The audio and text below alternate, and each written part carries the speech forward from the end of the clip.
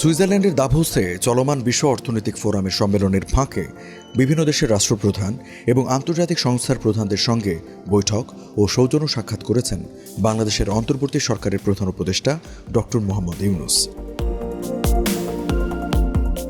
মঙ্গলবার সম্মেলনের ফাঁকে প্রধান উপদেষ্টা ডক্টর মোহাম্মদ ইউনূসের সঙ্গে দ্বিপাক্ষিক বৈঠকে বসেন জার্মান চ্যান্সেলর ওলাফ শোলৎস।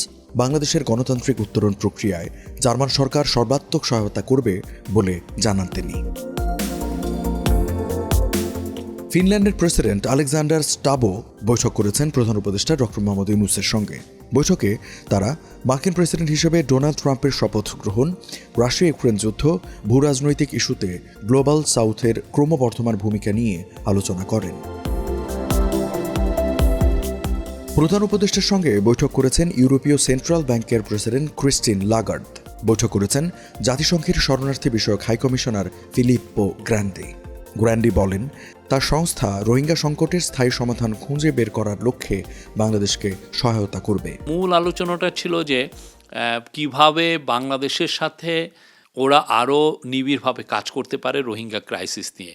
এবং আপনি জানেন যে বাংলাদেশ এই বছরই একটা বড় রকমের একটা রোহিঙ্গা নিয়ে একটা ইন্টারন্যাশনাল কনফারেন্স করতে যাচ্ছে এবং এই ইন্টারন্যাশনাল কনফারেন্সে UNHCRও থাকবে এবং তারা বলেছে যে তারা ফুললি কোঅপারেট করবে এবং আমরা আশা করছি 170টার উপরে দেশ এটায় জয়েন করবে। আমরা প্রফেসর ইউনূসের কথা হচ্ছে যে পুরো রোহিঙ্গা ক্রাইসিসকে আবার গ্লোবাল যে ফোকাসে নিয়ে আসতে হবে, গ্লোবাল ম্যাপে নিয়ে আসতে হবে, গ্লোবাল যে ইস্যুগুলো আছে মেইন ইস্যু সেটার সামনের সারিতে নিয়ে আসতে হবে। দেখাতে হবে যে এটা কত বড় একটা ক্রাইসিস, কত বড় একটা হিউম্যানিটারিয়ান ক্রাইসিস এবং এটা কেন এটার সলিউশনটা খুব ইম্পর্টেন্ট।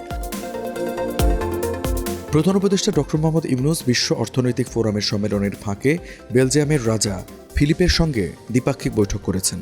সৌজন্য সাক্ষাৎ করেছেন থাইল্যান্ডের প্রধানমন্ত্রী পেতাংতার্ন সিনাওয়াত্রা, মালয়েশিয়ার প্রধানমন্ত্রী আনোয়ার ইব্রাহিম ও পূর্ব তিমুরের প্রেসিডেন্ট জোসে রামোস হোর্তার সঙ্গে। এছাড়া প্রধান উপদেষ্টার সঙ্গে সাক্ষাৎ করেছেন জাতিসংঘের মহাসচিব অ্যান্তোনিও গুতেরেস। প্রধান উপদেষ্টার প্রেস সচিব শফিকুল আলম জানান, তার আরও বেশ কয়েকটি বৈঠকে অংশ নেওয়ার কথা রয়েছে। আর আজকে অনেকগুলো মিটিং, 15-16টার মতো মিটিং। আজকের মিটিংয়ের মূল হাইলাইট হচ্ছে যে আপনি জানেন ড্যাভোসে অনেক বড় বড় সিইও আসেন যারা বিভিন্ন দেশের বিজনেস অপরচুনিটি এক্সপ্লোর করেন। তো আজকে ডিপি ওয়ার্ল্ড, যেটা ওয়ার্ল্ডের one of the largest investor in ports, তার এমডির সাথে সিইওর সাথে মিটিং আছে। এপি মোলার, পৃথিবীর লার্জেস্ট শিপিং কোম্পানি, তার সিইওর সাথে কথা আছে, মিটিং আছে।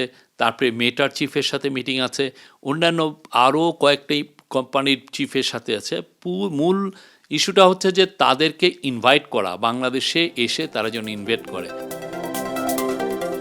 মিউনিখ নিরাপত্তা সম্মেলনের চেয়ারম্যান রাষ্ট্রদূত ক্রিস্টোফ হিউস জেন প্রধান উপদেষ্টার সঙ্গে সাক্ষাৎ করেছেন। রাষ্ট্রদূত হিউস জেন প্রধান উপদেষ্টাকে ফেব্রুয়ারিতে জার্মানির মিউনিখ শহরে অনুষ্ঠিত হতে যাওয়া বার্ষিক নিরাপত্তা সম্মেলনে যোগ দেবার আমন্ত্রণ জানান।